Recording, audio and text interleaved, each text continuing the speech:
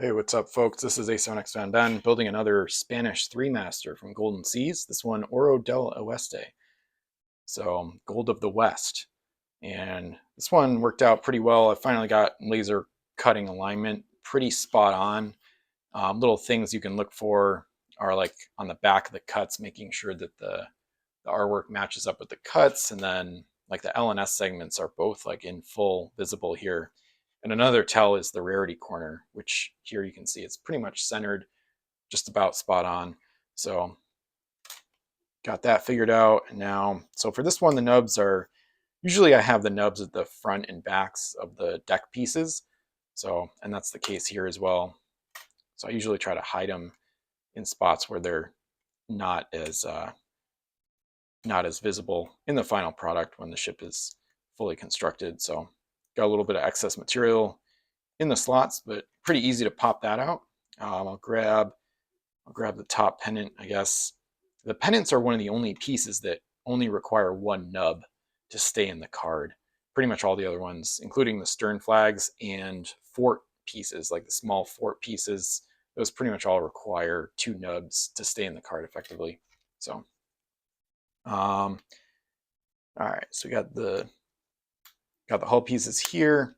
So this is a good example of where sometimes laser cutting is a double-edged sword, where when the cut doesn't go all the way through, like you can almost see it here, there's not a full gap. So a lot of these pieces, I'll show you, let me grab a napkin to show what's behind it so you can see the color. Like if you see La Mensajera, which I'll build as well in a different video, you can see that there's a clear line where it went all the way through. So if you just push this a tiny bit, either side of the deck, it comes up in a way. But then, for example, on Oro del Oeste, it didn't cut all the way through. So it's still in the card a little bit, which is more bad than good in my experience, because usually that means that a lot of times it's when there's warping and the styrene sheet comes up off the bed, even when there's weight set on it. I've seen warping where even though the sides are weighed down, it kind of comes up in the middle, and then that messes up the laser focus, because the laser has to be a specific distance away from the sheet in order to have optimal focus. And then that can result in it not cutting all the way through when it should, despite using the right settings. So that's one of the big frustrations I've run into lately with laser cutting. The reason I say it's a double-edged sword is because here it actually almost works better, because it's almost feels more like an original ship, because instead of just having two nubs that connect the piece to the card and hold it in there, now there actually is kind of like a tiny layer where the laser curve didn't go all the way down. So now when you punch it out, it actually feels, ironically, it almost feels more like an original ship. But that's a risky thing to play with, because then you'll end up, if you try to optimize for that, I think I would just end up with a ton of ships that you can't punch out at all. So it's better to just go all the way through and just rely on the nubs, because it's too different of a method of a production method than die cutting to really simulate the die cut.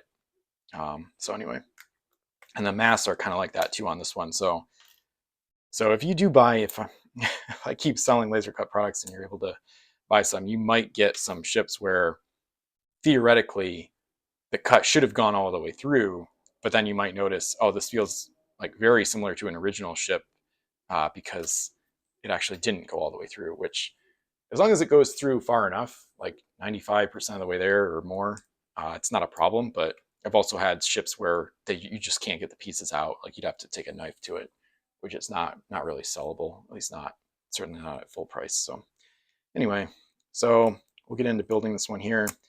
Probably pre-widen a little bit with the edge of the hull piece. One thing that's good about the water-based latex paint, in my experience, it doesn't flake off even when you put it into tight slots. So like I can go, let's say I try to widen the other deck hull slot at the stern. I'm going to try to widen it. I don't know if it's quite there yet. So I'm going to put the hull piece in there to widen it, and it doesn't take the artwork off at all. So that's one of the few advantages that my current production method had over the originals, is that the artwork is harder to get off. It's harder to scrape it off. So at least in my experience.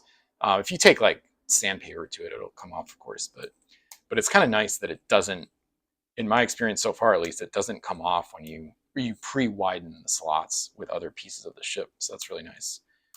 Because sometimes I've done that on WizKids ships, and like you've probably seen in your own experience, sometimes it just, the artwork all comes off and it's like all white wherever you put in like a mast into a slot or whatever. So here doesn't seem to be happening as much. That's nice. So all these slots are already tested on blank styrene, and they all work well. So it's a little tight, but it's pretty good so far. And this is something I kind of recommend, at least when the slots are too tight. Your mileage might vary because when laser cutting works perfectly, you shouldn't really have to do this, but I'm still, it's still a struggle to get, it's really tough to get a repeatable product that's sellable and has all the features you want. So it's really tough to get slot tolerances perfect, especially when the laser cutter decides to warp the sheet and cause problems and stuff like that. And sometimes one thing I've noticed, sometimes, I don't know if this is partly the slot being too tight, sometimes it kind of pushes the styrene out, which does risk a breakage. I haven't really had issues with it breaking yet, but it definitely weakens. You can see it's kind of pushed out there. You might be able to tell a little bit. If you look at the glare, you can see that here it's been warped a little bit from that slot going in. So that's kind of, I don't know, it's been tough to prevent.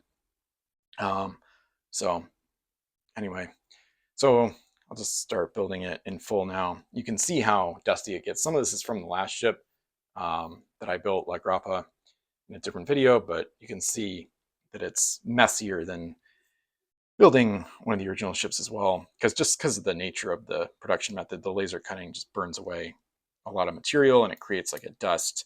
It also kind of dusts the entire sheet, which I wipe off with like a wet microfiber cloth before I even punch the cards out of the sheet. Like right after the cut is done, I basically go in there with a wet cloth and wipe the whole sheet down. So that gets most of the dust off, but the problem is the dust, whenever you put these tabs into the slots, there's always going to be stuff that flakes off. So it's kind of inevitably just a kind of a dusty, messy process. So, okay, so we're getting there. Stern flag is nice and tight. It really, you could probably kind of hear it snap in there. That was a good one. And then usually the pennants on these work really well. That was actually somewhere I lucked out.